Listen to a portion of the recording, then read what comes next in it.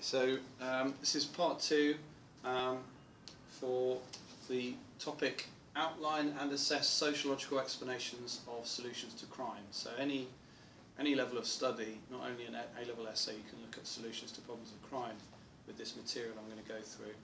And I'm going to look at the key perspectives, I'm going to refer to the policies on solutions to crime, and I'm going to refer to the concepts of how to solve crime, such as prevention, retributive, restorative justice, incarceration, rehabilitation. So we've looked at functionalism in the last video, we've evaluated with Marxism. We're going to move on to explain Marxism a little bit more. So the Marxist view, again we said the key, just to reinforce the strategy, the key is to consider the cause or explanation of crime according to the perspective, and then that gives you their solution to crime. So again, the Marxist view is looking at capitalism and looking at the economic structure. The economic structure causes material deprivation, and therefore the solution to crime, according to Marxists, is to take a radical approach, which is an extreme view, which is to remove capitalism and replace it with communism.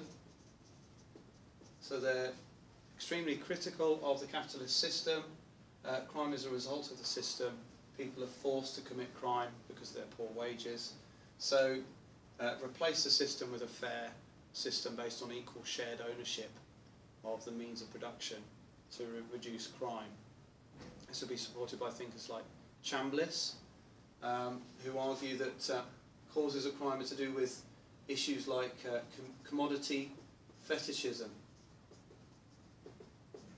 where we become obsessed with products that represent our image, and we identify ourselves with products like a car, a house, clothing. And so this encourages people to be selfish, greedy. So it encourages negative behaviour in human beings like selfishness and greed. So this view is strongly critical of the functionalist view that human beings are fundamentally selfish and they have to learn moral values to avoid being evil to each other. It says that people are fundamentally equal, and it's the capitalist system which creates greed and selfishness.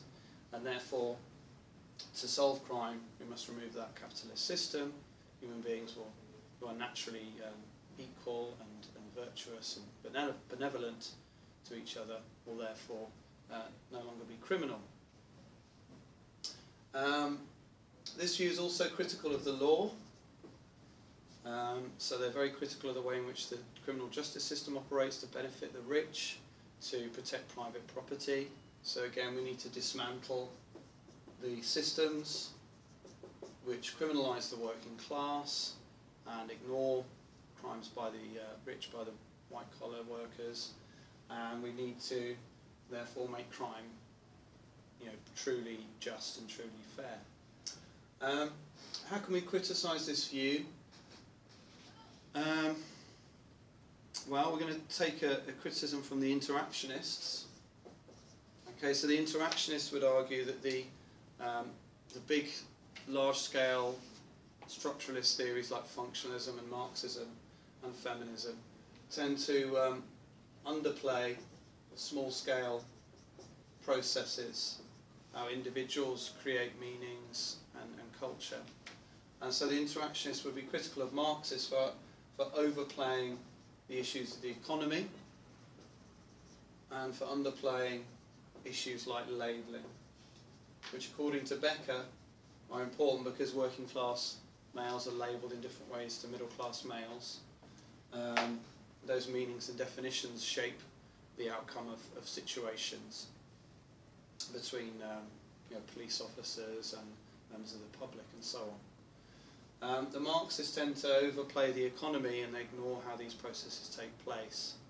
And they tend to therefore see behaviour being determined by the economy, but this ignores how the meanings carried and shaped by individual definitions can cause behaviour. So Interactionists would argue meanings and individual definitions held by social groups shape behaviour. The Marxists ignore this because they're focusing on the large-scale features of the economy, and this fails to explain the small-scale features of what's taking place in someone's mind. Then we can go into the interactionist view, where they would expand on this. The solution to crime, therefore, is to avoid labelling people who commit crimes, because no action is inherently wrong. It's purely a result of how it's defined as such, and therefore Becker argues that labelling is causing deviancy amplification. Cohen argues that moral panics are a result of how we label and create fear about certain groups, such as Muslims. So we could argue that in the case of the prevent strategy, some groups who are against the prevent strategy, like Muslim community groups, have argued the prevent strategy is unfairly stigmatising and marginalising Muslims. This could be seen as part of growth of Islamophobia.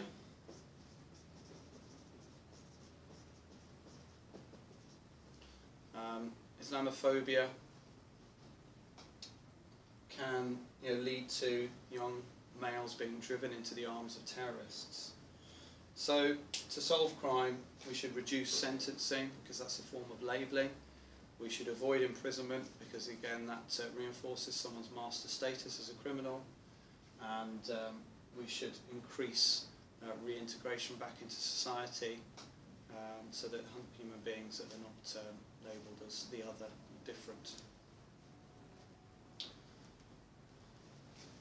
So how can you think of a criticism of that view?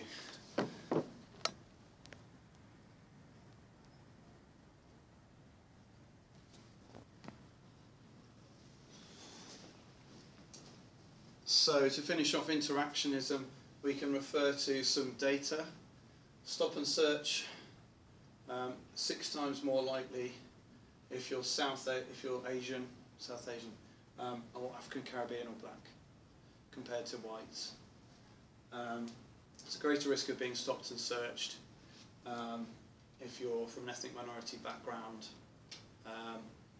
This would be seen as institutional racism, according to the Macpherson report. This did exist. The Stephen Lawrence case shows that he was a young black male who was a victim of crime, which probably was a result of racism by other white males. But he was initially seen as the offender by those police who were coming to the scene, and then his case was not properly investigated. And so, in solving these kinds of issues, we need to reduce this kind of labelling within the police force. The issue of the riots could be brought in here. August 2011 riots, where again the relationship between the community and the police, and going back to the Brixton 1981 riots, relationship between the community and the police has been seen as part of the problem.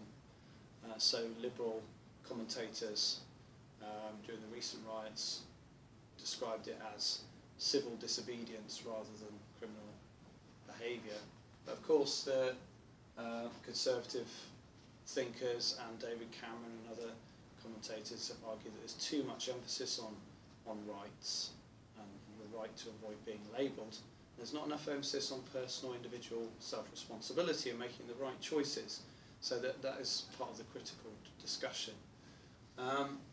Human agency is emphasised by interactionists. They argue the way we see and interpret our behaviour is a major part of the explanation which the other structuralist theories underplay. So we need to look at reintegrating people, avoid excluding people so that they don't see themselves as having identities connected to deviance. Because if we criminalise people, we tend to just reinforce the status which marginalises them, and therefore they're going to find it harder to integrate into society and to find success. So how can this be criticised? The interactionist view of solutions to crime can be criticised.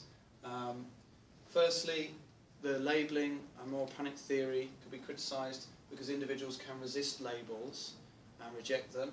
So Becker's theory may be seen as deterministic. Same point could possibly be applied to Cohen's view of moral panic cycle of deviance amplification. However, Plummer defended the theory and said that Becker's theory is always trying to emphasise human agency and being able to resist or reject labels. The new right might argue that rational choice is important. People make choices and weigh up risks or benefits of making certain choices. So it's not just a result of labelling. We need to explain the initial act. So the interactionists could be seen as ignoring this in arguing how to solve crime. Marxists would argue interactionists underplay the reasons for labelling in the wider context of the economic system of capitalism, which is the real issue we need to solve, rather than looking at labelling on a small scale to solve crime. And so therefore the interactionists are seen as overplaying the small scale issues in coming up with solutions.